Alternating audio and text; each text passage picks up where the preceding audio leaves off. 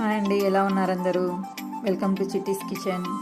ఈరోజు పొంగలి are పరవాన్నం easy ప్రాసెస్లో చేసుకుందాం రండి. ఒక గిన్నె తీసుకొని దాంట్లో ఒక గ్లాస్ బియ్యం వేసుకోండి. తర్వాత ఇంకొక గిన్నె తీసుకొని దాంట్లో 3 గ్లాసులు పాలు, ఒక గ్లాస్ వాటర్ వేసుకొని పాలు మరిగించుకోవాలండి. నేను బియ్యాన్ని ఒక హాఫ్ అన్ అవర్ ముందు నానబెట్టుకున్నాను. ఆ నానబెట్టుకున్న బియ్యాన్ని పాలల్లో వేసి బాగా ఉడికించాలండి. మనం రైస్ పాలల్లో ఎంత బాగా ఉడికితే టేస్ట్ అంత బాగుంటుందండి. ఇక్కడ సపరేట్గా ఒక పాన్ తీసుకొని దాంట్లో 2 టేబుల్ స్పూన్ల నెయ్యి వేసుకోండి. దాంట్లో ఒక హాఫ్ కప్పు జీడిపప్పు, హాఫ్ కప్పు ఎండు ద్రాక్ష వేసుకొని దోరగా వేయించుకోండి. దాంట్లోనే పచ్చి కొబ్బరి ముక్కలు కూడా కొంచెం వేసుకోండి.